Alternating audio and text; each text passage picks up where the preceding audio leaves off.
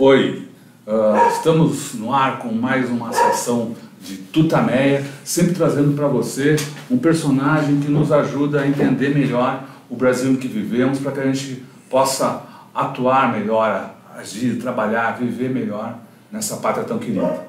Ela é a Eleonora. Ele é o Rodolfo. E ele é o nosso entrevistado de hoje, o Fábio Cipriano, que eu já vou apresentar com mais detalhes. Antes, porém, eu quero te convidar para ser também participante dessa entrevista, desse processo, não só mandando seus comentários, que você sabe que pode fazer sempre, mas também compartilhando com seus amigos, divulgando essa entrevista na sua rede, que é uma forma de o jornalismo independente chegar ao maior número de pessoas possível.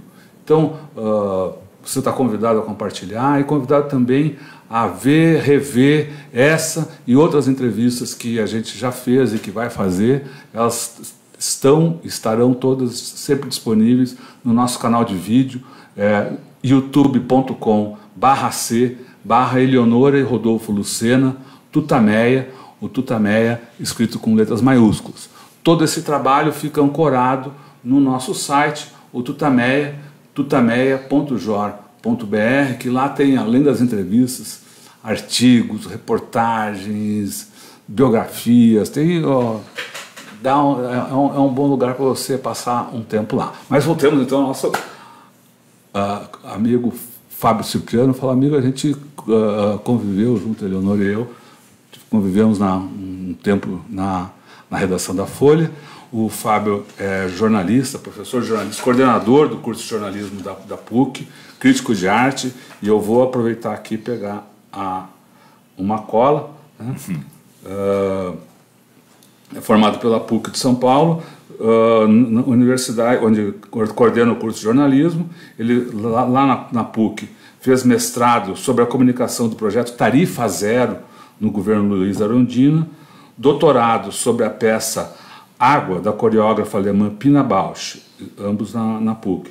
Em 2017, fez um pós-doutorado na USP sobre a elite paulista e a Bienal de São Paulo, sintetizada neste cordel aqui, que é o nosso tema, aqui, que é como a gente vai começar a entrevista. Antes de falar sobre o conteúdo, né, do pós-doutorado, acho que a gente vai falar um pouquinho sobre a forma. Legal. Né? Ou a plataforma em que você apresenta um resumo. O que é, por que cordel, o que é esse cordel, Ótimo. faz parte de uma coleção, enfim. De onde surgiu? É da série Pandemia, das edições N-1. Isso.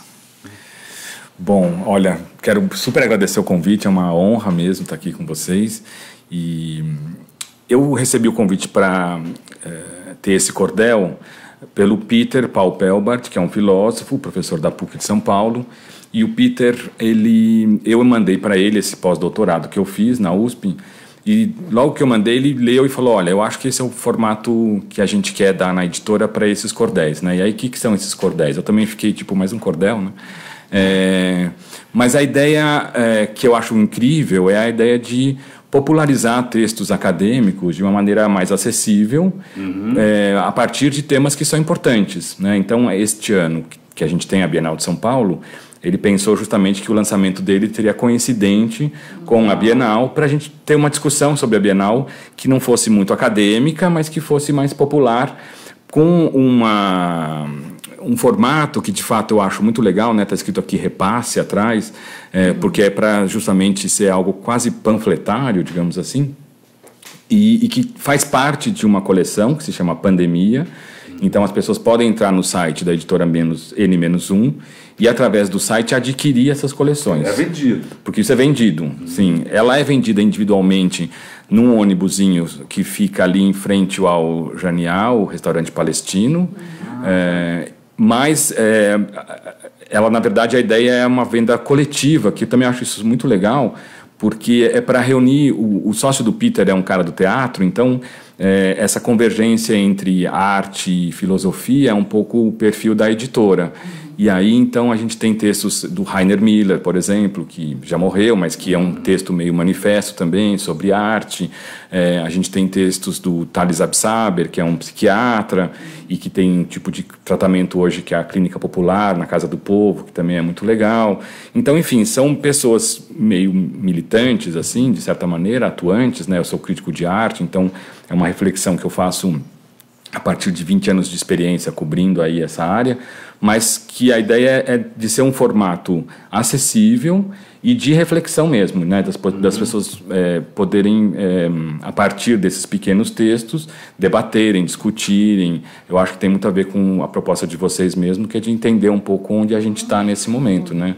E aí fazer essa circulação através de formas mais simples, né? Se vocês pegarem todos os livros da editora, ao contrário de estar lá que os direitos são protegidos, não reproduza, a editora também tem livros mais, digamos, no formato tradicional, mas todos eles são abertos, as pessoas podem copiar, sabe? Então eu acho que a gente tem dentro dessa editora essa preocupação de que o que interessa de fato é a reflexão, é o debate e não tanto o capital, o lucro, etc. Né? Deixa eu botar aqui ó, para pegar mais de perto.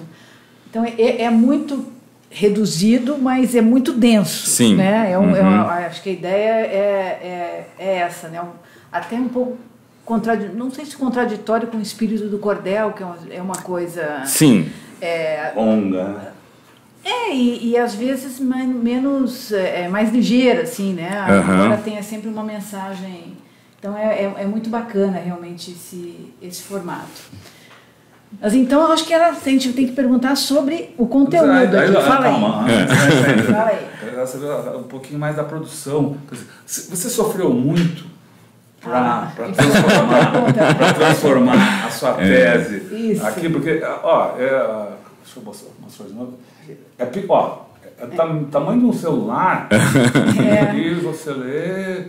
É rapidinho, 15 minutos, quer dizer, tem que ler, entender, coisa e tal, mas a sua tese o pós-doutorado. Não, eu acho que assim, eu tenho a vantagem de ter um pé na academia e um pé no jornalismo, né? Então, eu já fiz, quando eu fiz meu doutorado sobre a Pina Bausch, eu publiquei na sequência um livro sobre a Pina Bausch pela Cosac Naif na época. Agora ele deve ser reeditado esse ano novamente, porque a companhia vai se apresentar no Brasil, e já foi também uma coisa é uma tese acadêmica e outra coisa é um livro para quem gosta de dança, por exemplo, né? Então a gente já naquela época fez, mas claro, o livro da Pina é um livro grande. No caso aí, ele é um resumo, realmente, da pesquisa, mas como jornalista eu estou super acostumado, e eu gosto disso também, né, de transformar em algo que seja mais acessível um tema difícil. Eu acho que essa aqui um pouco é das questões legais do jornalismo, né, da gente fazer essa tradução. Então, para mim foi muito fácil, na verdade, poder sintetizar, digamos assim, tudo isso num conteúdo menor. Bom, o trabalho, quer fazer... Não, vai lá. A gente tá vendo, acho que o título já dá a pista do tema e de como vai ser tratada a arte e a Bienal, né? A Bienal da Elite de São Paulo. E acho que talvez a gente pudesse começar por você contar um pouco da pesquisa, de por que você chegou a esse título, né? E tem a frase que talvez resuma isso, né? A Bienal sempre foi um exemplo de usurpação do espaço público em favorecimento de interesses privados. Está dito aqui. Agora vamos ver aqui como é que você chegou a essa e como se demonstra isso. Eu cubro a Bienal desde 2000. Né? Enfim, quando eu fui para a Folha justamente em 2000, que eu passei a ser repórter de artes plásticas, e aí foi uma época super tumultuada, era quando o Edemar Cid Ferreira era uma figura altamente influente dentro do circuito, tinha sido já... 500 anos a exposição mega. Exatamente, né? Quer dizer, foi um pouco o meu batismo de sangue, assim, lá no jornal, foi a cobertura da Bienal dos 500 anos, da Mostra dos 500 anos. E aí, quer dizer... Teve uma frase que ele disse uma vez, a gente queria fazer uma matéria que acabou nunca saindo, quando o Nelson de Sá era o editor. O Edemar dizia: eu sou a reencarnação do Chateau. Uau. Porque e a gente queria fazer justamente um perfil dele com essa manchete, mas porque justamente, quer dizer, quem foi o Chateau, né? Ou o Titilo, se a gente for pegar os dois grandes mecenas dos anos 50, né? Foram empresários muito poderosos. Aliás, desculpa, a frase era: eu sou a reencarnação do Titilo. Ah, do Titilo. Porque na verdade o Titilo foi o criador da Bienal de São Paulo e então ele estava se colocando no lugar do Titilo. É que o Titilo... uma foto aqui do Titilo, pessoal. Só apresenta um pouquinho mais o Edemar. O Edemar, né? O Edemar foi um banqueiro de Santos, que criou o Banco Santos, justamente, aqui em São Paulo, e que durante um período foi uma pessoa altamente poderosa. O banco cresceu muito rapidamente. E ele, assim como o Titilo e o Chateau, eram figuras à margem do sistema. Não era uma pessoa nascida em berço esplêndido, digamos assim. Né? Não sistema da elite convencional. Isso, da elite paulista. Então, de que maneira que ele estrategicamente utilizou para fazer parte disso? Quer dizer, isso também é muito interessante, porque na época eu entrevistei a Alice Carta, que era uma pessoa que cuidava da imagem, e ela falou para ele: olha, para você fazer parte da elite paulista, você precisa estar com ele no Teatro Municipal de São Paulo, bancando as óperas lá, porque é lá que a elite paulista se encontra. Então, foi o caminho que ele fez. O Edemar entrou para a Associação dos Amigos do Teatro Municipal, bancou alguns concertos e algumas óperas, e aí se estabeleceu entre as safras e, enfim, endinheirados aqui da cidade. Mas ela deu uma segunda pista para ele, que foi: olha, mas não adianta você ficar só lá, porque lá é um circuito muito pequeno. Quem vai te dar visibilidade é a Bienal de São Paulo. Então, o passo seguinte, estrategicamente, dele foi, de fato, ocupar a Bienal de São Paulo. E ele seguiu isso à risca, e como empresário, quer dizer, por que ele precisava disso e por que eles precisavam disso tudo, né? Ou seja, são pessoas que ganharam muito dinheiro, mas que não eram aceitas dentro do circuito da elite, realmente.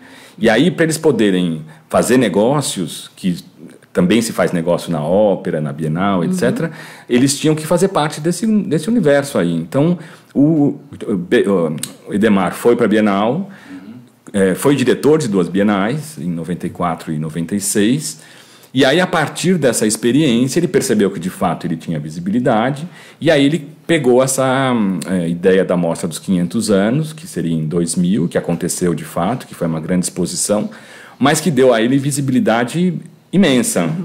E aí, o que ele fez? Ele, para fazer os negócios dele, começou a circular internacionalmente. E aí fez exposições em Nova York, fez exposições na Rússia, se a gente reparar, lugares estratégicos dentro do sistema do capitalismo global. Então, fez na Rússia, fez na China, fez na França. Ou seja, ele usava dessa estratégia de apoio às artes, mas, na verdade, para valorização de bens próprios, né? Quer dizer, essa frase que você disse aí, dessa usurpação, no fim, é um pouco isso mesmo, né? Só que, ao contrário de muitos mecenas que existem no Brasil, ele fazia isso com o dinheiro do bolso dele. Rapidamente se percebeu que esse dinheiro, na verdade, era lavagem de dinheiro. Ele foi preso, o banco foi à falência, enfim. Aí tem toda uma questão muito típica também das nossas elites, que Bernardo Paes em Inhotim é muito semelhante, né? Ou seja, essas figuras que constroem impérios culturais, mas que, na verdade, esses impérios foram feitos à base de situações meio não claras, digamos assim, para ficar num nível um pouco abstrato até. Mas o Edemar é um exemplo muito bom desse tipo de usurpação que a Bienal passou, né? Ou seja, de figuras que usam a Bienal como trampolim para imagem pública, para conseguir circular nos lugares endinheirados, com os grandes banqueiros, com as grandes empresas. Então, negociava com a Coca-Cola apoio há 500 anos. Ou seja, é toda uma estratégia de toma lá da cá, digamos assim, que é totalmente recorrente na história da Bienal. E que é assim desde a sua geração. Desde o seu... Pelo seu trabalho mostra que a Bienal, o MASP, o MAN, todos nasceram mas com essa função. Exatamente. Do Chateaubriand e do Titilo. Sim. Né? Então talvez eu podia começar falando... Legal, falando dessas duas figuras e daí como houve esse entrosamento aí, né? Amálgama de empresário, cultura. Enfim. Exatamente, Os dois, tanto o Titilo Matarazzo, que é filho de italianos, como o Chateau, que é um paraibano, construíram impérios. O Titilo, na verdade, é herdeiro de um império, mas ele fazia parte de um império, mas que também não circulavam entre a elite, né? O que a gente chama de 400 paulistanos, né? Ou seja, o Titilo era da área industrial das indústrias Matarazzo. No caso do Chateaubriand, o jornal mídia, né? Isso, exatamente. E aí ambos queriam estar circulando entre essa elite para fazer os seus negócios, mas justamente por não serem puros, digamos assim, precisavam criar estratégias, né? Uma das estratégias muito interessante de ambos, inclusive, foi cortejar Yolanda Penteado. Quer dizer, os dois tentaram se casar com ela, né? A biografia dela, isso é explicitado. Ela se casou com o Chateau, se casou com o Titilo. Mas, segundo dizem, também foi amante do Chateau. Então, isso é muito interessante também, né? Todas essas inter-relações aí que existem entre essas figuras. Mas o caso é que ambos, justamente não fazendo parte desse circuito fechado aqui da cidade de São Paulo, resolveram criar instituições culturais, né? Então, o Chateau vai criar o MASP, e o Titilo vai criar o MAN de São Paulo primeiro, assim como vai criar o TBC, vai ter uma série de iniciativas. Quer dizer, é claro que quando a gente também fala criticamente sobre essas figuras, dá a impressão de que tudo foi super planejado e eles não tinham identidade nenhuma com essas questões. Não, eles também tinham identidade, não quero desmerecer isso. Assim, eu convivi com o Edemar também durante alguns anos, e a gente sabe que existia um lado também de empolgação, digamos assim, em participar disso. Ele tinha um bom braço direito. Né? Tinha, né? Todos eles, sei lá, o Chateau tinha o Bardi, o Titilo tinha as pessoas também à sua volta que eram legais, o Edemar tinha o Nelson Aguilar, tinha, sei lá, eles também criavam uma rede aí que dava suporte a eles, né? Enfim, isso também faz parte um pouco da importância desse império que eles conseguiram criar e da subsistência até hoje, no fim das contas, né? Mas tanto o Titilo como o Chateau, né, o Chateau no MASP e o Titilo na Bienal, criaram instituições personalistas que dependiam exclusivamente deles, e o drama das instituições até hoje é exatamente esse, ou seja, eles dependem sempre de uma figura central, não são instituições que... o Gessé de Souza, que publicou recentemente um livro sobre a elite, né, ele fala muito sobre esse tipo de relação personalista da oligarquia brasileira, né, que é diferente da americana. Se a gente for pegar o MoMA, por exemplo, em nenhum momento... ou Guggenheim, enfim, são instituições que elas têm fundações mais fortes que independem de uma figura, de uma pessoa só. Aqui no Brasil, a gente tem isso não só na cultura, né, em todas as áreas, e isso é muito ruim, porque aí, se a pessoa é forte, ela consegue manter aquilo, se ela não é, aquilo se desmorona. Então, nesse período que eu estou trabalhando como crítico de arte, observando o sistema, eu já vi a Bienal de São Paulo ruir algumas vezes, né? E na história da Bienal ela ruiu várias vezes, né? Ficou quase fechando, desacreditada. Então, essa relação personalista que faz parte, infelizmente, da estrutura cultural e social brasileira, ela o mundo da arte está totalmente associado a isso, né? E o que a minha pesquisa um pouco mostrou é exatamente essa história aí, e que eu termino falando dos casos mais recentes, né? Que foram da Bienal, como falar de coisas que não existem. Foi a 31ª Bienal, onde houve uma briga muito grande entre os curadores e a direção da Bienal, e onde um dos curadores, que é um inglês, o Charles Ash, falou: olha, eu já convivi com a elite do mundo inteiro e nunca vi uma elite tão difícil e aculturada como a elite brasileira. E essa frase que detonou um pouco essa minha vontade de entender um pouco mais isso. Né? Agora, o que isso tem a ver com o público? Porque, em tese, todas essas instituições que a gente citou aqui são instituições privadas, ainda que tenham aportes... privadas mais ou menos. Isso que eu estou dizendo. Tem aportes financeiros do Estado, do governo federal, do governo municipal, do governo estadual. Mas, de qualquer forma, enfim... Que mal isso traz. A pergunta é legal justamente porque ela não tem quase nada de privado, no fim das contas. Né? Todas elas basicamente subsistem com verba pública. E o que acontece? Essas instituições, elas mal prestam, quer dizer, e o que eu mostro aí também, eu acho que é um pouco isso, de como o poder público também se isenta disso, de uma maneira que se você pegar na Alemanha, os processos, por exemplo, de escolha de curadores da Documenta ou dos representantes para a Bienal de Veneza são transparentes, eles são democráticos. Aqui não. Seleção pública. Exatamente, são seleções públicas. Aqui é o presidente da Bienal que ele, né, pessoalmente, de maneira personalista, muito oligarca, fala, eu quero este curador. E aí, se o curador eventualmente não é do agrado dele, ele tira o curador. Né? Ou seja, não existe nenhum tipo de sistema democrático, só que a verba é basicamente pública, porque são leis de incentivo. Então, essas figuras que se arvoram dentro dessas instituições, elas agem como empresários, né, porque mandam embora quem quer, mas com o dinheiro público. Então, isso é muito... E é engraçado porque eles não percebem isso, às vezes, né? Sei lá. Eu me lembro que, por exemplo, quando o Heitor Martins, que foi esse empresário que assumiu a Bienal de São Paulo para conseguir salvar a Bienal, ia dar a primeira entrevista dele, eles convocaram a entrevista no escritório dele, privado. E aí eu falei, eu ia cobrir pela Folha, e quando a assessora de imprensa me contou isso, eu falei, mas você acha correto que ele faça a entrevista sobre a Bienal que ele vai salvar no escritório particular dele? Não é meio contraditório isso? Não deveria ser. E aí ela falou, acho que você tem razão, e mudou o lugar, entendeu? Então essas pessoas, elas também, que eu acho que é um dos males do Brasil, elas não percebem essa mudança entre público e privado. Né? Eu me lembro que um presidente péssimo da Bienal, que foi o Manuel Francisco Pires da Costa, e que empregou a mulher, empregou o cunhado.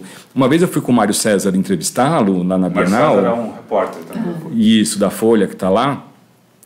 E o Mário César falava, mas, presidente, o senhor não pode empregar parente. Isso usar de privilégios que a legislação pública não permite isso. E o presidente falava, mas gente, eu estou usando as pessoas que eu acho mais capacitadas, quer dizer, de uma justificativa que não compreende o que é estar, sabe, numa função pública. Então esta confusão, e por isso que eu acho que o meu texto vem para isso, é para mostrar para essas figuras, mas para o público em geral, que o dinheiro deles está sendo usado nessas instituições por um grupo oligarca que não é democrático, não é permeável, não é aberto, né? E que essas instituições deveriam ter uma participação do poder público mais atuante, né? Que eu acho que isso é bem importante. No orçamento dela, você cita aí no livro, no Cordel, né? 75% do orçamento vem de verbas públicas. Diretamente de verba pública. Então, quer dizer, isso é muito dinheiro, né? Uma coisa é, sei lá, nos Estados Unidos, o MoMA pegar e os empresários dão dinheiro diretamente. Então, tudo bem, aí você pode fazer o que você quer. Mas no Brasil, se você tem instituições que funcionam à base de verbas públicas, a situação tem que ser mais transparente, né? Então, eu acho que... Vou dar um outro exemplo mais atual, que eu acho interessante também, né? O MASP atualmente, que agora o Heitor, que foi o presidente da Bienal, ele é o diretor do MASP. Está com uma exposição sobre histórias afroatlânticas, um debate sobre justamente essa narrativa que uma questão essencial para entender o Brasil, que é sobre a escravidão. E aí você tem lá toda uma narrativa que defende a participação dos negros na história da arte, mas se você vai no museu, dentro do conselho do museu não tem negro, se tiver tem um, que é sempre o mesmo, o Emanuel Araújo, não tem entre os curadores permanentes da instituição negros, não tem entre os conselheiros, ou seja, os negros no museu são aqueles que continuam limpando, sabe, Então, talvez fosse bom que eles respondessem aquela pergunta colocaram um painel provocativo onde estão os negros? Eles colocaram. Onde estão os negros? Né?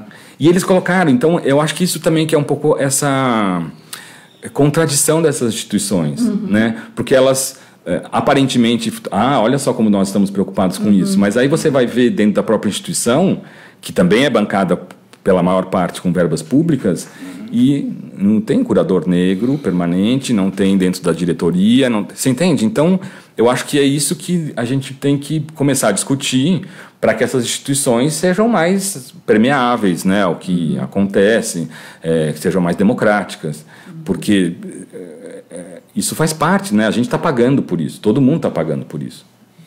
Agora, com isso, além da pequena, vou falar de pequena política, ou da política voltada apenas para o engrandecimento pessoal do presidente ou de um diretor, eles também não usam a arte de forma política geral? Você cita no livro relações de diretores ou da diretoria dessas instituições com a ditadura, por exemplo. Bom, claro. No caso aí a gente pode voltar aí ao Titilo, né? Porque na época da ditadura, o que é também interessante observar na história do Titilo tem tudo a ver com essas discussões atuais desses liberais brasileiros, que são liberais no discurso, mas que sempre vão buscar recursos públicos para empréstimos, né, para conseguir fazer os seus negócios. O Titilo, isso é uma pesquisa que eu não consegui concluir ainda exatamente, mas que tudo leva a crer isso, quer dizer, ele estava mais ou menos falido nos anos 60, e é quando ele então vai falar, olha, então eu não vou cuidar mais do MAN, ele fechou o MAN, que também é esse típico de uma situação personalista, passou o acervo para a USP, ou seja, uma instituição privada, pública, e vai cuidar da Bienal. Só que ele também não vai ter dinheiro para cuidar da Bienal, então ele vai conseguir ter um apoio público para manter a Bienal. Agora, é claro que se ele vai ter esse apoio público, na época da ditadura, ele vai ter que lamber, né, enfim, as botas dos generais que estão no poder. E aí, internacionalmente, isso repercutiu muito negativamente, porque a gente estava numa ditadura em 69, e artistas que moravam já no exterior, como Elliot Sica, Lígia Clark, vão propor o boicote à Bienal. E aí, o Titilo, que é o que eu cito aí, ele vai falar que não tem que falar de boicote, que é só a arte, que é isso que interessa, quando, na verdade, existe uma carta internacional e vários artistas, inclusive os americanos, que é interessante, né? Enquanto o país, como instituição, apoiou o golpe, os artistas americanos que viriam representar os Estados Unidos na Bienal se recusaram a vir, porque não concordavam com o golpe. Então, é muito maluco a gente falar isso hoje, né? Porque o golpe existe de novo. Então, essa situação é muito maluca. Mas o fato é que, claro, então ele defendeu. E quando, por exemplo, o governo Temer entrou no poder e extinguiu como das primeiras metas, primeiras ações, o Ministério da Cultura, o presidente, então, do MASP, o Heitor Martins, vai dizer, não, tudo bem, o que importa não é o Ministério, é quem está cuidando disso, que reforça, quer dizer, justamente esse caráter personalista e que também não está aí para as instituições. Então, né, quer dizer, tudo está conectado. As instituições são necessárias? São essenciais, né? Eu acho que uma das crises graves que a gente tem hoje em dia é exatamente o enfraquecimento das instituições, né? Se as instituições fossem fortes, elas teriam uma resistência mais importante, né?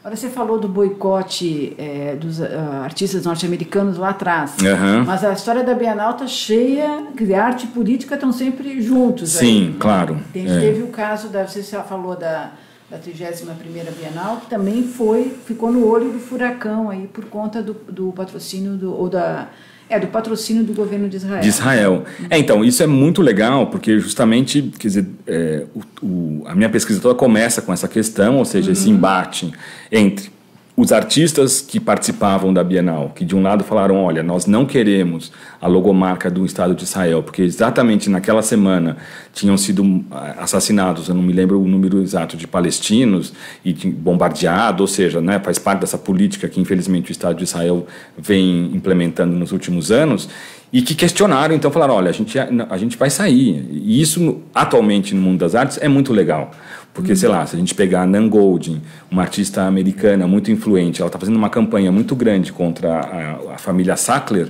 porque eles são os proprietários dessas grandes empresas farmacêuticas de opiários, que nos Estados Unidos é uma das questões centrais hoje em dia de vício e de pessoas que são levadas a suicídio por conta disso, entram em... enfim, morrem por excesso de remédios, como chama isso mesmo? Overdose. Então, no sistema da arte, os artistas têm tido um papel muito preponderante em levantar questões. E eu acho que essa questão da logomarca é uma questão importante. Porque, bom, então devemos ter uma logomarca de um Estado, como o de Israel, ou de uma empresa como a Sackler, que tem uma política de realmente vender remédios que induzem a você consumir drogas mais pesadas depois.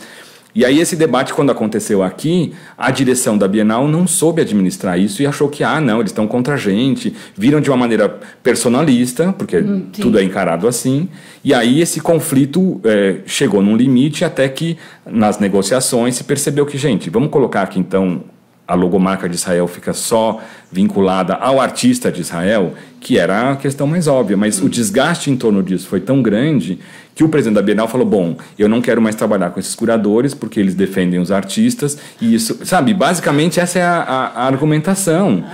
Então, eles tinham no contrato, que é o que eu mostro aí, e no meu pós-doutorado eu tenho essa documentação toda, o contrato estabelecia que o curador da Bienal, o Charles, seria responsável tanto pela Bienal de São Paulo como pela representação brasileira na Bienal de Veneza. E aí o que ele faz? Não quero mais, você ficou aí do lado dos artistas, não defendeu a gente, então agora você não vai mais fazer Veneza.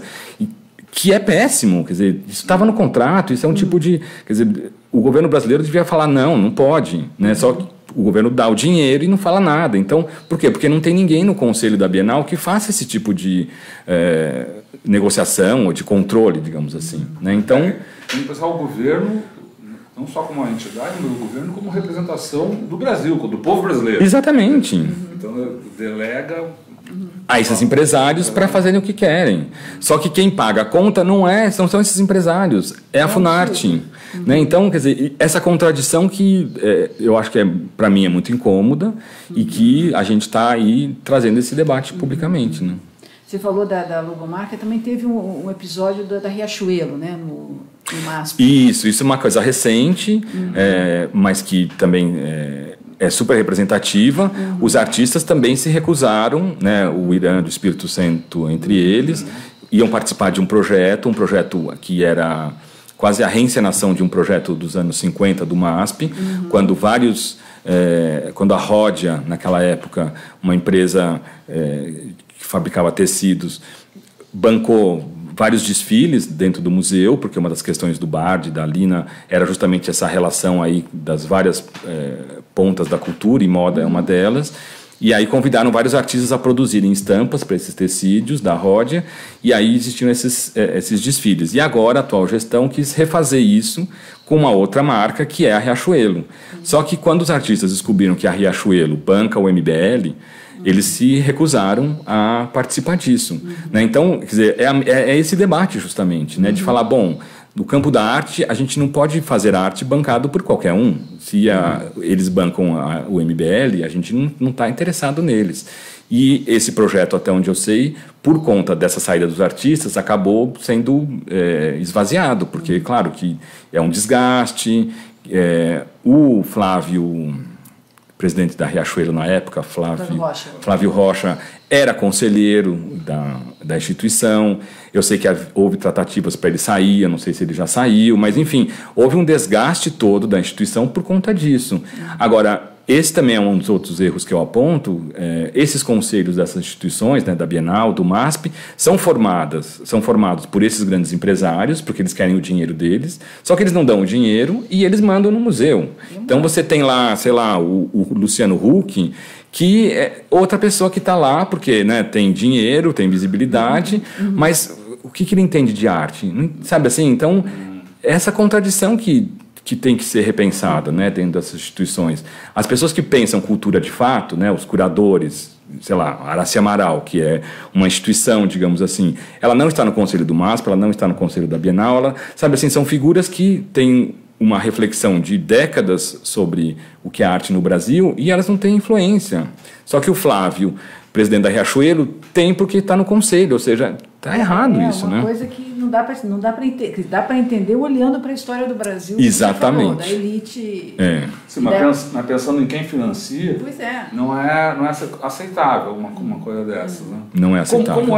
Você já citou rapidamente, mas só para comparar com outros grandes museus do mundo, é assim?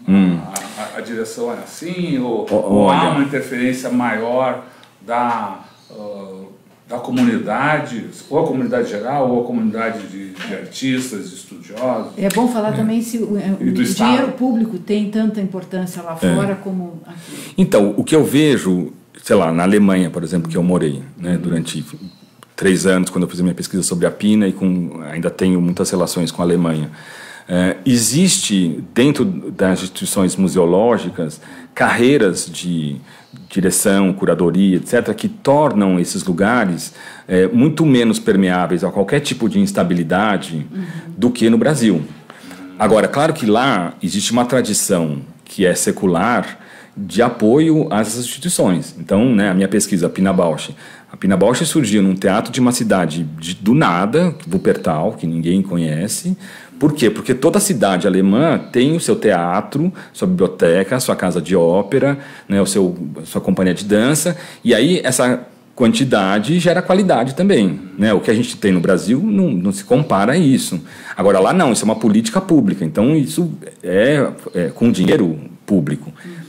Agora, independente do dinheiro público, as carreiras dos museus, elas também são importantes e elas são estáveis, né? Ou seja, eu convivi muito tempo com o Fábio Comparato, que tem a escola de governo, e eu acho que um dos sonhos dele era justamente que o Brasil tivesse um pouco essa burocracia que cuida da parte pública de uma maneira mais estável e mais preparada. Mas aqui no Brasil, cada vez que, né, entra um governo, você troca praticamente tudo, então é complicado. Na Alemanha, não. Então, os diretores eles têm mais estabilidade para isso. Agora, aqui, como a gente vive nessa, e eu acho que não é só no Brasil, é na América Latina, né, porque é mais ou menos a mesma história, são todos personalistas. Então você vai no Malba, em Buenos Aires, é o Eduardo Constantini que manda naquele museu. Se ele gosta do Jeff Koons, vai ter uma exposição do Jeff Koons. Se ele não gosta, não vai ter. Quer dizer, esse tipo de relação caudilhesca assim, é permanente na América Latina.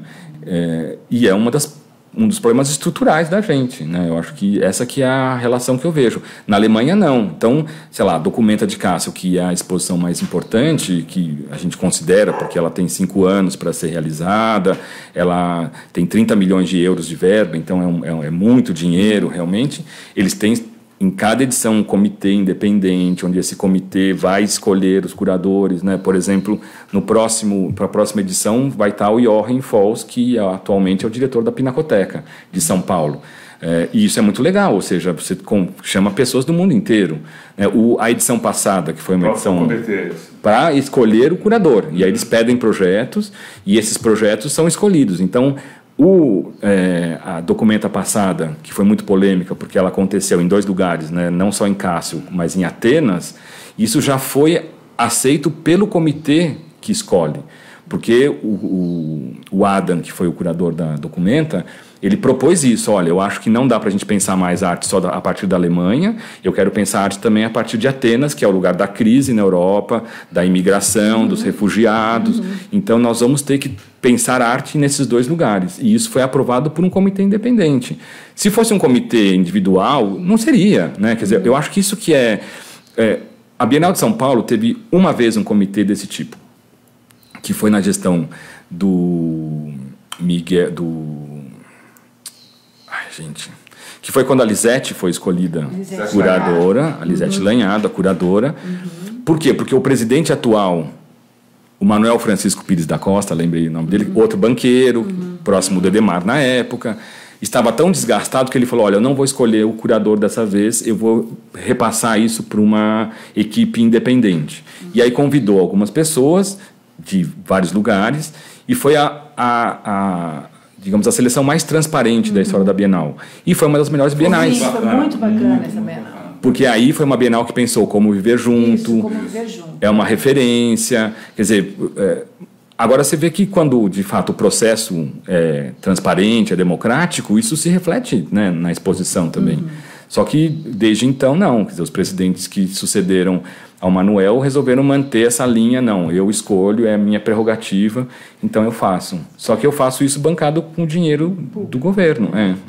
Você falou agora, falamos várias vezes em banqueiros, e a gente vive na era do neoliberalismo, da força enorme do mercado financeiro. Sim. Todo esse mercado, não estou falando do mercado, mas toda essa área das artes plásticas, como é que convive com a importância do mercado financeiro? O mercado financeiro, de alguma maneira, submete a produção artística e faz dela um pouco mais, a produção artística, de alguma maneira, fica capturada por esses interesses, por essa estética ou não? Como é que é a relação mercado financeiro e produção de arte? É legal a questão porque ela é super complexa, existe uma apropriação muito grande de todos os super ricos, digamos assim, desse universo da arte contemporânea. Então a gente pode ver, sei lá, na França, na Itália, essas grandes corporações, a Pirelli tem um museu incrível, que é o Hangar Bicocca para arte contemporânea, a Fundação Prada também, ou seja, são grandes empresas, não só corporações de bancos, assim, mas que usam da arte contemporânea como uma forma de vitrine, de popularidade, Agora, o que é legal nisso é que, assim, uma coisa é essa embalagem, digamos, que eles criam, e a outra coisa é a produção artística, né? Então, e aí eu acho que agora na história recente do Brasil, isso foi muito claro, a gente teve muito dividido esses campos. De um lado eram os mecenas da arte, os galeristas, que defendiam o impeachment, né? E de outro lado os artistas, que criaram uma série de atividades, de ações, etc., e que denunciaram o golpe claramente, né? Eu acho que uma das questões, inclusive, da perseguição muito grande aos artistas recentemente, né, por conta do fechamento da exposição do Queer Museu lá em Porto Alegre, no Santander, depois aqui no MAN, quando houve também todo aquele monte de histórias contra o Schwartz, por conta da performance dele nu, que a criança se aproximou, etc., e aí se desvirtuou totalmente o que era aquela performance, acusando ele de pedofilia. É, de fato, uma campanha explícita contra os artistas, porque eles são a voz crítica em relação a esse momento que a gente vive. Isso não só no Brasil, mas em vários lugares. Quer dizer, eu vi mostras muito legais recentemente sobre questão de refugiados. A gente, sei lá... Eu faço parte do Conselho da Revista Arte Brasileiros e durante a Bienal de São Paulo, nos dias anteriores à abertura, a gente sempre faz um seminário e este ano a gente vai fazer um seminário trazendo um artista alemão, o Mário Pfeffer, que está em cartaz neste momento numa Bienal, na Bienal de Berlim, com um trabalho que é muito emocionante sobre como um refugiado foi amarrado numa árvore na Alemanha, porque não se compreendeu o que ele estava falando exatamente, e aí esses alemães que amarraram ele foram considerados civis que estavam defendendo a pátria, quer dizer, todo um debate super racista e horrível, e o rapaz chegou a ser morto na véspera esse refugiado sírio chegou a ser morto na véspera do julgamento, e esse artista recria tudo isso de uma maneira quase como Dogville, com é muito legal, sabe, assim. Então, o que eu quero dizer é que, apesar de, claro, existir um sistema onde as grandes corporações têm uma influência grande, os artistas continuam sendo figuras que estão querendo problematizar, estão olhando para o mundo real, estão preocupados em falar sobre as questões que são urgentes e necessárias, e aí nisso não dá para calar. Então, quer dizer, mesmo a Bienal de São Paulo, que foi essa polêmica toda por conta da logomarca de Israel, foi uma Bienal que falou sobre os evangélicos, que eu acho que é uma questão, né, que a gente precisa falar sobre o poder deles no Brasil, sobre a questão homossexual, sobre o aborto, quer dizer, era uma Bienal que trazia questões muito fortes, né? Então, o campo da arte continua permeável a isso também, isso eu acho importante falar. Você citou essa censura que houve lá em Porto Alegre, há uma onda conservadora evidente no Brasil, né? Ela tem, de alguma... Como é que essa onda se reflete nas artes? Essa reação dos artistas está sendo capaz de bloquear isso, de impedir que essa onda se prospere? Eu acho que, assim, existe... quando se percebeu que estava num sinal vermelho, digamos assim... Foi nesse momento? Que foi exatamente lá e no MAN de São Paulo, né? Sim. Quando começou todo... artistas importantes, como o Caetano Veloso, perceberam que se eles não se manifestassem também, se eles não tivessem uma atuação forte, isso podia também chegar neles. Sim. Porque, claro, né, é contra eles. Então, eu acho que foi muito legal, porque foi o Caetano que liderou, de certa maneira,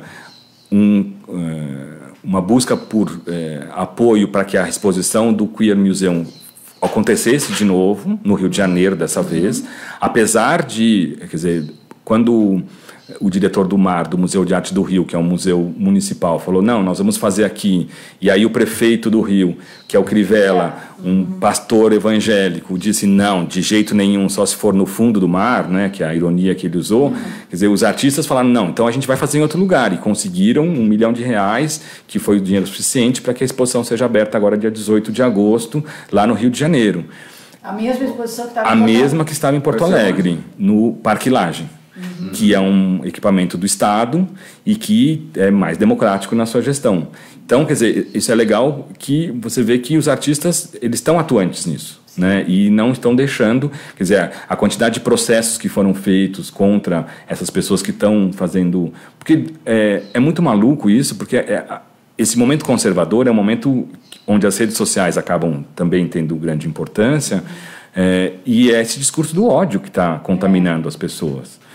Agora, a gente não pode esquecer que faz parte da sociedade brasileira isso.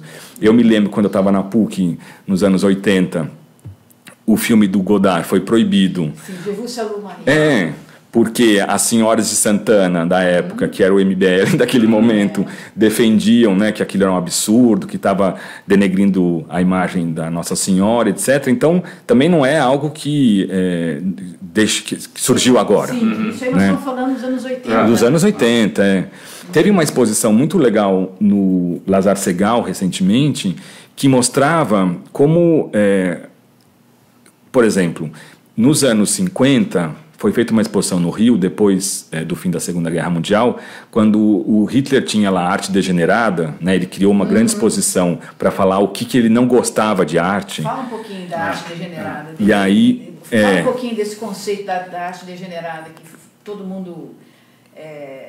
repete, mas o que era a arte degenerada? Para ele, a arte degenerada era uma arte que não refletia o real, né? Então seria degenerado por quê? Porque os expressionistas, os impressionistas degeneravam a imagem. Não era, né, a defesa toda do Hitler, dos nazistas, era o corpo perfeito, era aquele ideário neoclássico, e aí então ele vai olhar para a produção do Picasso, de todos aqueles artistas modernos daquela época, o Lazar Segal, que era depois vem morar aqui no Brasil, mas que morava na Alemanha, ele é lituano, e achava que aquilo não deveria ser validado como arte. Então ele vai criar uma grande exposição, que é essa arte degenerada, onde ele vai mostrar para os alemães o que não deve ser arte. E aí, claro que foi a exposição mais visitada, porque todo mundo quer saber o que não pode. Chamado tiro no pé. Exatamente. Mas o que é interessante é que, aí, depois da Segunda Guerra Mundial, no Rio, um galerista vai mostrar obras de arte degenerada no Rio de Janeiro, como, claro, uma forma crítica de falar sobre isso, mas mostrando os artistas modernos. E no Rio, essa exposição mostrou isso, várias pessoas se mostraram contra também, dizendo, tá vendo, isso é decadente, argumentos muito próximos aos usados pelo MBL agora contra a exposição. Então, para falar, quer dizer que, na verdade, né, a gente tem já gente, e assim, sei lá, o próprio Monteiro Lobato, não dá para negar, ele também fez aquela crítica à Anita Malfatti, sim, em 1917, dizendo que a produção dela também era fora do real, que era uma coisa meio louca, que ela não estava produzindo algo que, enfim, uma leitura pequena, digamos assim, né, do que pode ser uma leitura sobre arte. E acho que isso existe dentro de uma parcela da sociedade brasileira. Claro que existe em todo lugar. O problema é que essas pessoas não estão informadas direito, né, sobre o que é arte, o que não é arte, a história da arte. Então fica... E o MBL e esses grupos de direita hoje em dia usam de discursos muito emocionais para falar disso, né? Ah, tá vendo? Eles são pedófilos, eles, quer dizer, discussões que não estão nesses trabalhos. Quer dizer, a obra da Adriana Varejão, que é aqui usada muito como exemplo, ela não tem nada a ver com o discurso, né? Então é muito contraditório isso, realmente. Falando aqui de arte e política, você falou alguma coisa da história da arte.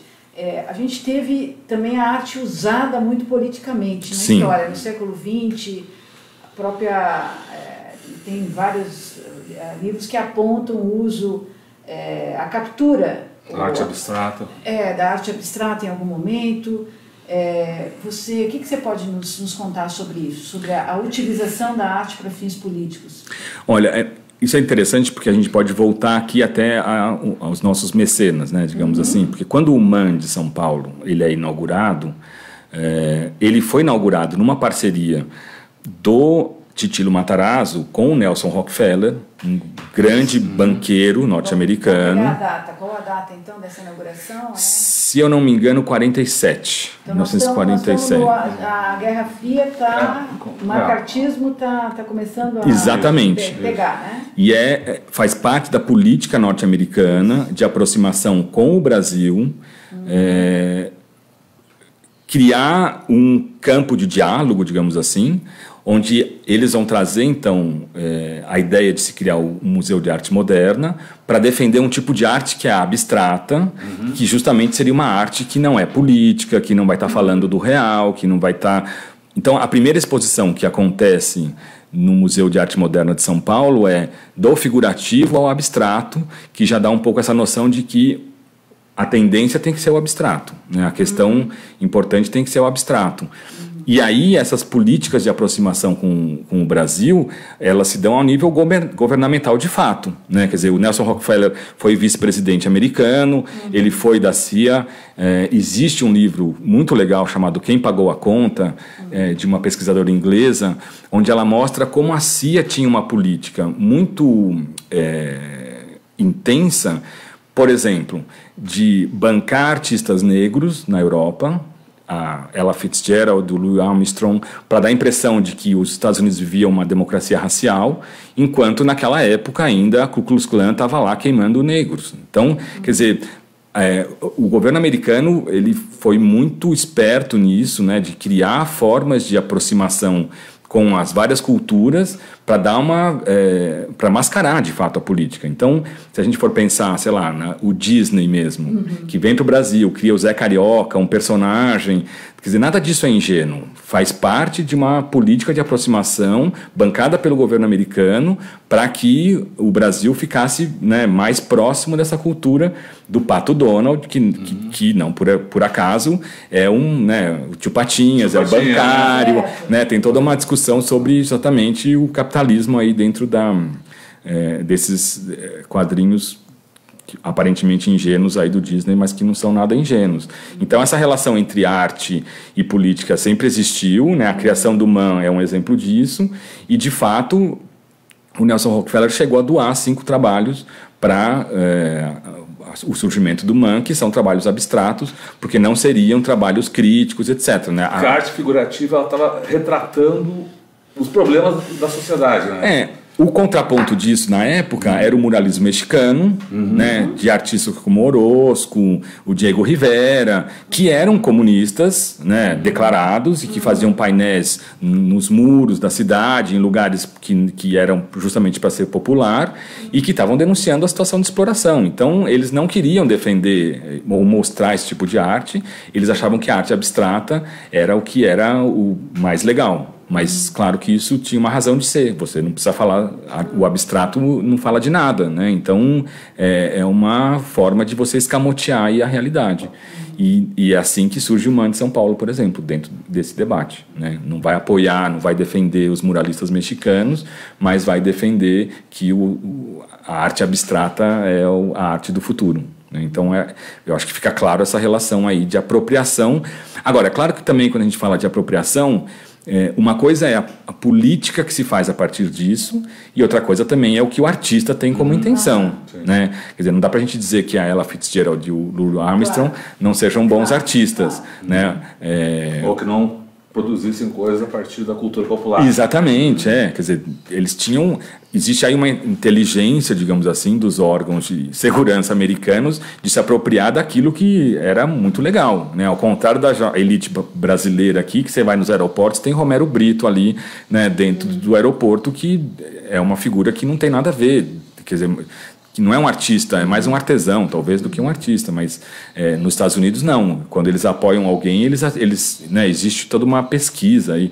Essa contradição que é interessante, né, quer dizer, entre o artista que está fazendo algo que é questionador, que é inovador, e aí a maneira como o sistema se apropria disso, né? Claro. Agora, falando disso, o que está acontecendo no mercado de arte que tem esses preços estratosféricos? É lavagem de dinheiro? Como é que a arte, o mercado de arte tem esse tipo de negociação que a gente não consegue entender bem os parâmetros?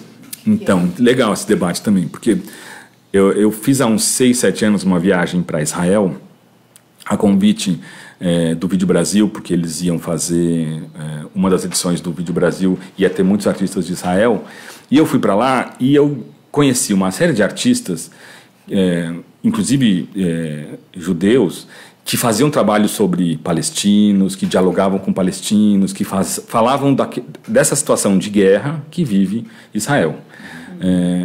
E aí eu pensei muito, falei, mas por que no Brasil a gente não vê isso? A gente vive numa situação de guerra tão violenta quanto a que se passa lá. Quer dizer, a quantidade de pessoas mortas aqui pela violência é muito maior, inclusive. 60 mil por ano. Então, quer dizer, realmente estamos em guerra, né?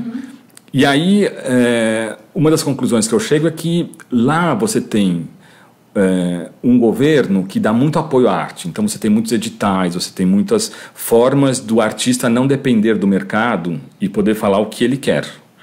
E o que é a deficiência que a gente tem no Brasil é que o mercado de arte aqui ele é muito grande.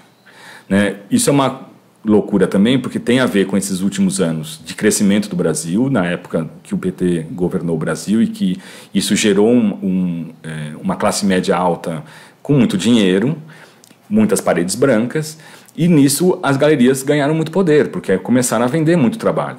Mas esse pessoal que começou a colecionar e que cresceu junto com essas galerias não estava interessado em trabalhos críticos, portanto... Tem um descompasso aí entre os artistas que gostam de pensar, sei lá, o real, digamos assim, de uma maneira mais crítica, eles acabaram tendo menos espaço.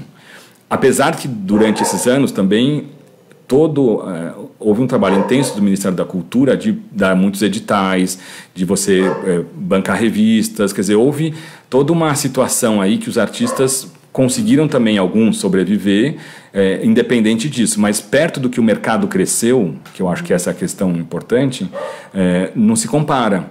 Então, por isso que os preços são, de fato, tão, sei lá, quase que reais, digamos assim, porque houve um crescimento muito grande desse mercado, que não existia e que se profissionalizou, inclusive com apoio governamental também. Eu acho que é super interessante ver que eles têm um órgão lá de exportação, esqueci o nome agora, mas que bancou muitas idas de galerias para feiras internacionais, que fez com que as galerias circulassem de uma maneira mais global, digamos assim, se inserindo dentro desse sistema que a gente vive hoje, que fez com que o mercado de arte crescesse muito.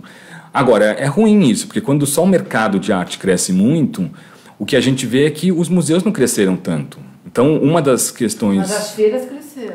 As feiras crescem, então o mercado cresce. Mas o que se produz não vai para o museu no Brasil. vai para as casas privadas, né?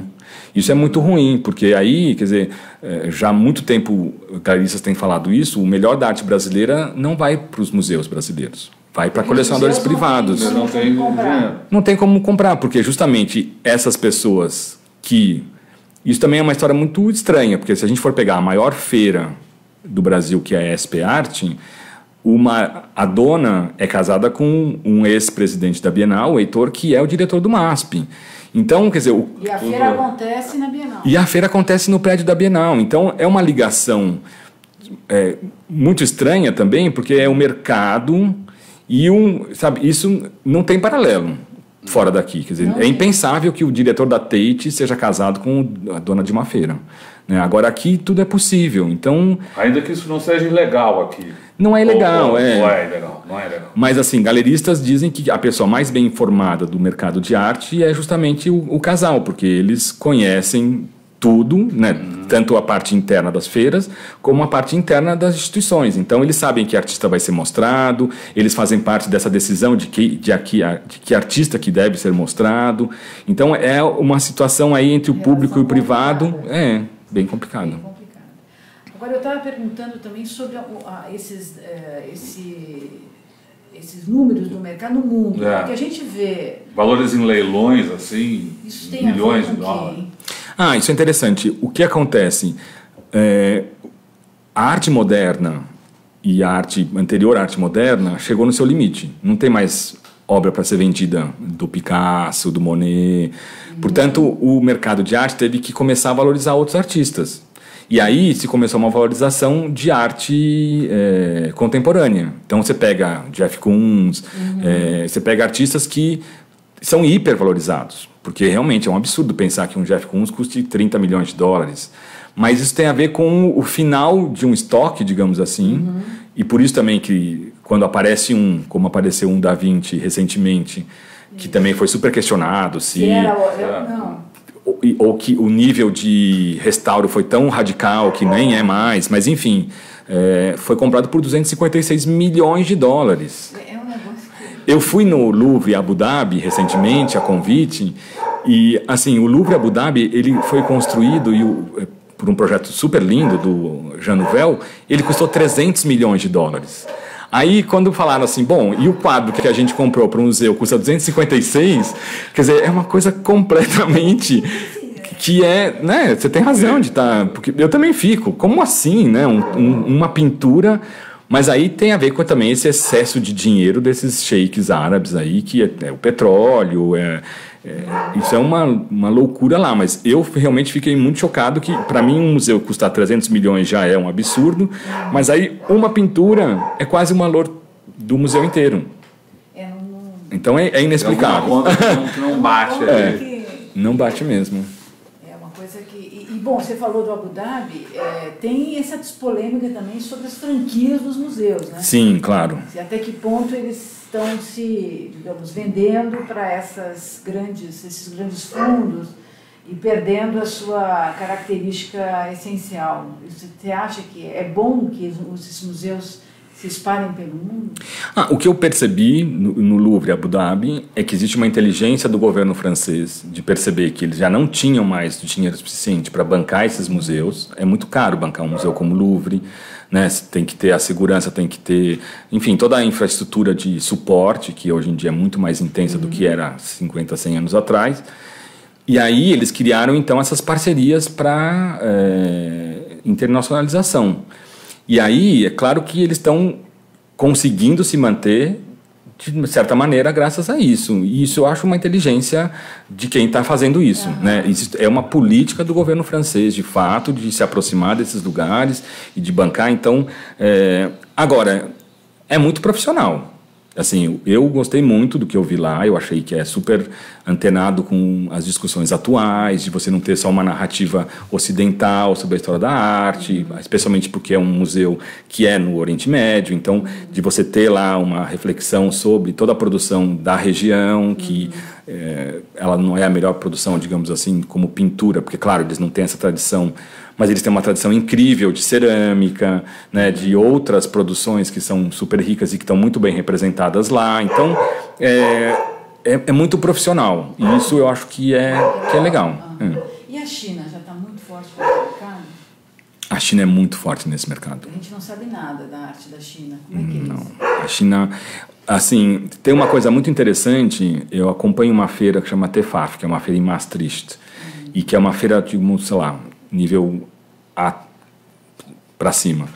E eles produzem um relatório anual sobre o mercado de arte internacional. E uma das coisas que eu aprendi lá é que, por exemplo, no Brasil, a gente tem 90% do mercado nas galerias e 10% nos leilões. Olha, não tinha ideia disso. Os chineses, eles têm o contrário quase. Eles gostam muito mais de leilão, porque faz parte do estilo, sei lá, da cultura. Exatamente. Então, os valores de leilão deles, só que eles leiloam tudo, desde porcelana, quer dizer, tem a ver com a cultura local, de fato, com os artefatos produzidos lá, mas isso impregnou todo o mundo da arte contemporânea lá também. Então, o universo dos leilões na China é muito grande, tanto que essas grandes casas de leilão, hoje em dia, também fazem leilão lá na China, porque é onde está esse mercado. Então, é legal também ver como, né, a cultura tem a ver com a história de cada um. Para você ter uma ideia, na Inglaterra, nos Estados Unidos, é mais ou menos meio a meio. Os leilões têm meio que mais ou menos metade do mercado de arte e as galerias mais metade do mercado de arte. Isso não significa que seja melhor ou pior, mas, enfim, é um pouco só um retrato de como é cada cultura, né? E aqui não, aqui os leilões representam muito pouco dentro do que é o mercado de arte. E chega a preços astronômicos na China? Muitos, não, tipo, assim, e aí de um universo muito particular deles, que é o pintor que é chinês e que faz a coisa lá, que só é conhecido lá, eles têm a caligrafia, que é uma parte muito importante da cultura chinesa. Então, essas caligrafias também alcançam valores astronômicos, sabe? É muito... É um universo paralelo, realmente, né? É muito interessante isso. Agora, aqui, para voltar um pouco a essa pesquisa, o que eu percebo é que, justamente, esta relação entre o mercado e esses mecenas, ela é muito intensa e ela é muito complexa porque ela não era assim.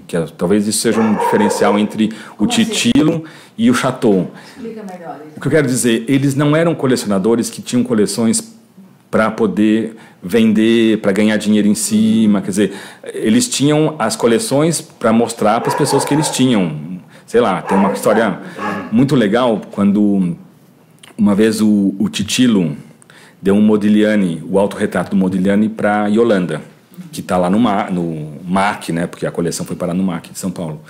Quando o Chateau soube disso, ele falou, como assim ele comprou um Modigliani para ela? A gente tem que ter também aqui. Só que falaram para ele, mas o Modigliani só fez um autorretrato, não tem outro. Então compra 5 de uma vez. E o MASP tem 5 Modiglianis para ele, para o museu.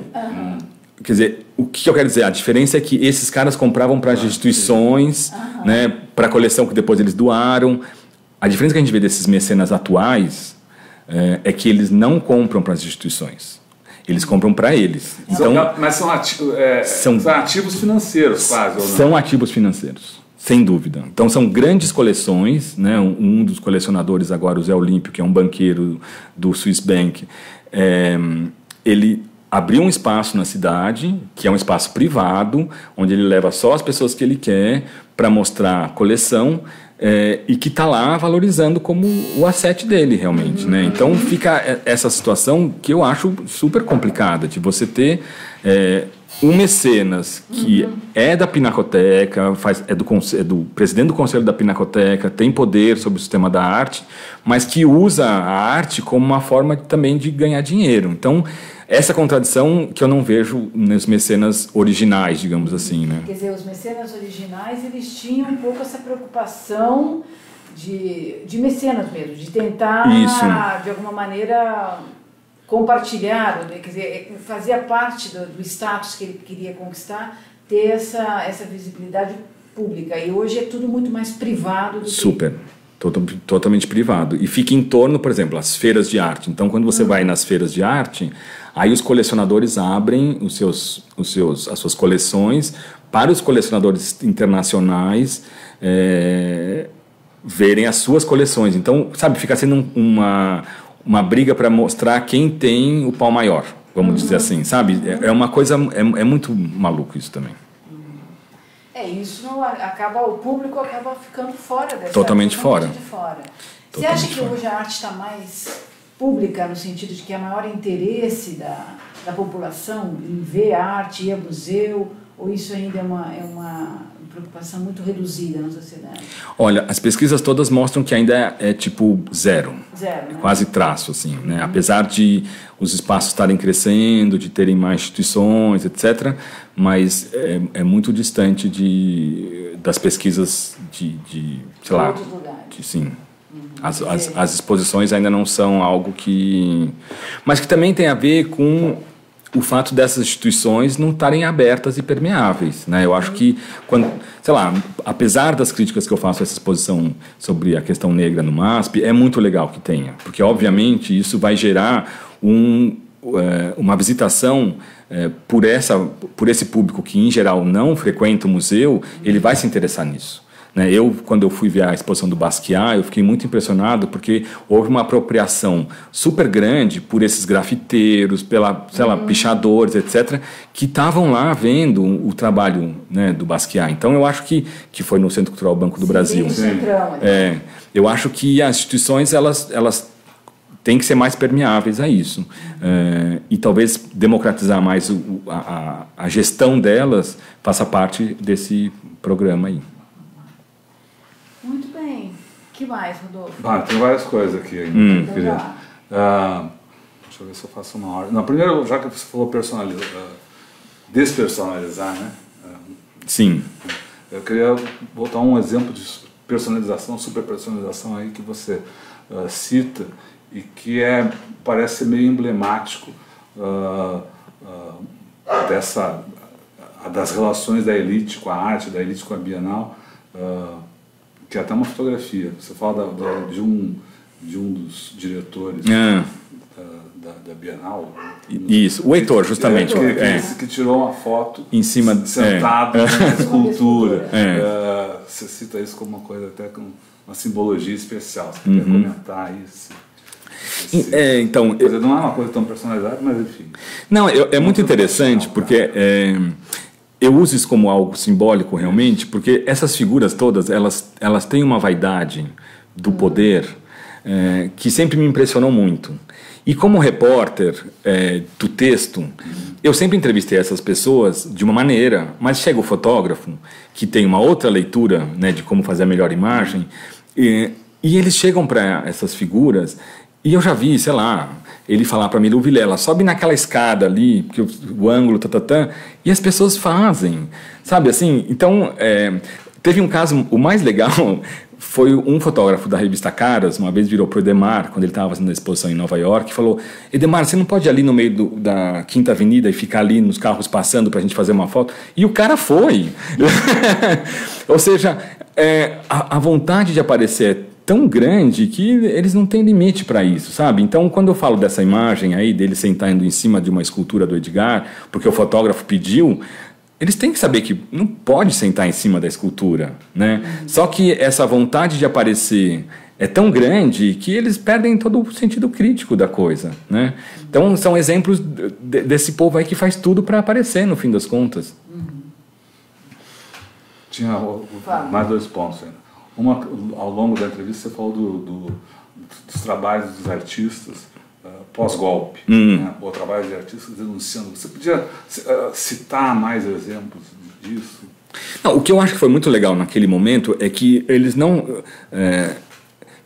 É diferente, talvez, de você fazer um trabalho falando sobre, porque vira uma ilustração, e outra coisa é você virar militante de fato. E o que eu acho que foi legal nesse processo dos artistas é que eles, de fato, viraram militantes. Então, eles fizeram cartazes para serem levados para as passeatas, eles iam para os lugares, ou seja, o artista não ficou como um ser à parte, olhando e falando na sua pintura, digamos assim, no seu ateliê, mas eles, de fato, interviram. né? Então, isso que eu acho muito legal. Quer dizer, de fato, ao intervir, né, isso acaba sendo uma prática artística.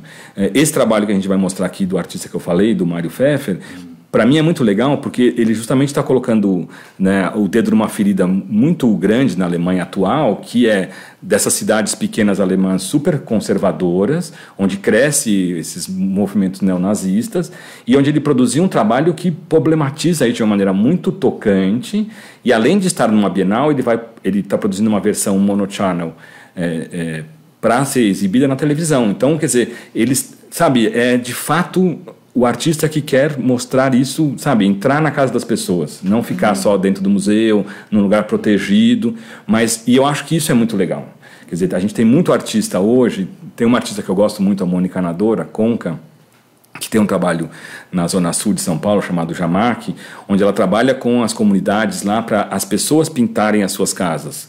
E aí ela faz todo um debate sobre que tipo de imagem usar, que tipo de cor usar, ou seja, mas é para intervir de fato, sabe, nessas pessoas, nesses lugares. Então, o que eu acho interessante no momento que a gente vive e que é o tipo de arte que mais me interessa, são essas pessoas que estão produzindo arte, mas que não é uma ilustração da coisa. Porque se a gente for pegar, sei lá, os cânones que a gente tem da arte contemporânea, que é a Lígia Clark e o Hélio Oiticica, os dois criaram obras para mexer com as pessoas, né? Quando a Lígia fazia lá os objetos relacionais para as pessoas tocarem e serem tocadas, ela queria mudar a sensibilidade das pessoas, né? E ela queria, sabe, não era uma ilustração, era de fato uma militância. E o Hélio também, quando ele faz a Cosmococa, é para as pessoas entrarem, sabe, mudarem a sua ótica. E eu acho que hoje em dia não é o caso de repetir aquilo.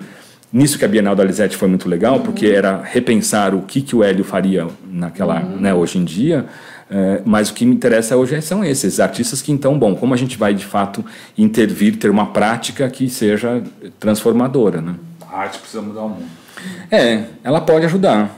Eu acho que isso e aí tem vários artistas hoje que, né, fazem isso. Então, esse contexto aqui do golpe foi interessante porque vários artistas, inclusive que tem um trabalho que, sei lá, o trabalho em si não é tão explícito, mas eles sentiram a necessidade de ir para a rua coletivamente também, que eu acho isso muito legal, né? As artes visuais, elas são marcadas muito por um trabalho individual, porque é o ateliê do artista na sua casa, diferente do teatro, do cinema, que são produções coletivas sempre, então você sempre tem que ter... E aí, pela primeira vez, sei lá, pelo menos na época que eu cubro essa área, eu vi artistas realmente entrosados, discutindo, fazendo propostas juntas, coisas... sim. Então, dói muito o que a gente está vivendo hoje em dia, mas eu acho que existem aí algumas coisas que são sementes para um momento interessante que vai vir aí no futuro também, e que eu acho que essa é uma delas, por exemplo. Legal. Pô, muito obrigada. Você não. Que mais você quer falar? A gente não te perguntou o que você quer falar. Não, eu estou super... Assim, eu acho que esse debate é um debate necessário, né? Quando você pergunta, mas o que o público tem a ver com isso? Eu acho que as pessoas têm que se apropriar desses lugares, né? A Bienal... É claro que a gente também... Eu mostrei uma leitura crítica sobre a questão gerencial e interna, digamos assim, sem entrar nos méritos de cada amostra, que são muitos, né? A Bienal formou muita gente, ela é realmente importante. Apesar desses presidentes centralizadores, os artistas que estão lá muitas vezes questionam tudo isso, etc. Mas eu acho que é um debate que a gente tem que ter, e como esse é um ano de Bienal, é muito legal a gente estar falando sobre isso, né, antes da própria Bienal acontecer. Então, vai ser legal essa Bienal? Olha, eu acho que não. Por quê? Porque eu acho que assim, eles estão mostrando como um debate inovador, essa ideia de o curador, que é o Gabriel Pérez Barreiro, convidou alguns artistas para fazerem curadorias. E ele diz que ele está repensando, então, o modelo de curadoria a partir disso. Agora, esse é um discurso. Mas se a gente for olhar, quer dizer, o Duchamp fez curadorias nos anos 20, 30. Então, quer dizer, não é que ele está repensando nada. Ele mesmo, que eu acho também a maior contradição, já fez isso na Bienal do Mercosul em Porto Alegre, que foi uma Bienal interessante, onde ele convidou alguns artistas para... se apresentarem lá. Agora, qual que eu acho que é a contradição maior e que talvez seja um ponto que vale uma reflexão? Esse curador, ele é vinculado a uma grande colecionadora, que é a Patrícia Cisneros. Quer dizer, a Patrícia Cisneros, a venezuelana... Importantíssima no mercado de arte. Né? Super importante no MoMA, porque ela tem lá, enfim, um papel... Ela é uma filantropa do museu, ela dá muito dinheiro. É a principal doadora, né? Não sei se é a principal, mas como de obras latino-americanas, sem dúvida é a principal. E aí, o que eu acho ruim, e que mostra também esse lado... personalista equivocado da Bienal de São Paulo, é que assim, é o segundo curador em pouco tempo ligado a ela, cuidando da Bienal. A gente teve o Luiz Pérez Oramas, há 3 bienais atrás, Imanência das Poéticas. Foi uma Bienal interessante, enfim, era uma Bienal que refletia muito mais o estado da arte, digamos assim, ou dos artistas, do que a questão real, mas ele é um cara vinculado a Patrícia Cisneros. E agora, este curador, o Gabriel, ele trabalha com a Patrícia Cisneros. Então, quer dizer, por que eles têm que escolher justamente... Eles colocaram, inclusive, criaram um conselho internacional da Bienal, onde está a Patrícia Cisneros. Quer dizer, essa espécie de subserviência aí, sabe, a essas figuras, me parece também, tipo, algo que é, sabe, colonizado, no fim das contas. Né? Então, essas figuras... Você diria que tem muita grana. Que tem muita grana, que tem muito poder. Quer dizer, ela é, de fato, na América Latina, a figura com maior poder. O maior poder. Sim. E aí, aqui, eles querem se filiar a isso, entendeu? A esse tipo de... Então, por isso que eu acho que vai ser uma Bienal que, sabe, que uma pessoa que é vinculada a uma colecionadora tão poderosa como ela... e que tem todas as empresas de comunicação, né, que enfim, tem esse poder todo na América Latina, vai ser um cara tão crítico assim, como foram as últimas 2 bienais. Né? A Bienal do Jochen e a Bienal do Charles foram bienais muito fortes, muito potentes. Há 2 anos atrás, a Bienal abriu, na época do golpe, exatamente, os artistas todos com a camisa, etc. Sim. Foi super forte, e essa Bienal não vai ser assim, vai ser uma Bienal comportada, bonitinha, alegre, mas o Brasil está entrando em colapso, né? O mundo inteiro está entrando em colapso, e eu acho que a gente não vai ver colapso nenhum dentro da Bienal, então eu acho isso uma pena. Puxa, muito legal. A gente conversou aqui, então... Com o Fábio Cipriano. Ok. Eu podia ficar aqui. Eu podia ficar aqui. Porque suscita, além de todas essas questões políticas e de conjuntura, suscita questões filosóficas aí. Eu falei, pergunta, não pergunta, eu só vou deixar no ar, fazer a pergunta, porque ele citou aqui, numa fala dela, que num certo momento ele falou, afinal, o que é a arte, né? Eu acho que aqui a gente podia deixar essa pergunta. Se quiser responder, pode responder, claro. Não, vamos deixar. Porque sempre é uma questão, né? Claro. Para o artista, para quem escreve sobre arte, em qualquer uma das suas manifestações, sempre essa é uma questão, né? O que é a arte, né? O que é a arte? Qual é a necessidade da arte? Né? Tem lá o Pasquim, a poesia necessária, uma frasezinha. Enfim, mas acho que foi uma conversa de muitas reflexões bacanas aqui, que vale a pena. Sugiro que você reveja, discuta. Para isso, toda essa entrevista fica disponível no nosso canal de vídeo, no YouTube, youtube.com/C/Eleonora e Rodolfo Lucena, Tutameia. Tutameia é escrito com letras maiúsculas. Também a gente vai deixar uma reportagem em texto que me resume essa conversa e incentiva a buscar mais coisas no nosso site, o Tutameia, tutameia.jor.br, né? E com isso a gente se encaminha para nossa conclusão tradicional. Nós temos um bordão artístico também para fechar, que a Eleonora vai falar sobre ele. É um contrapoema do Augusto de Campos, que, enfim, nos autorizou aqui a usar como fechamento das nossas transmissões, né, que é o contrapoema Lula Livre, que está entrando aqui na telinha. Lula livre, então. Então, tchau.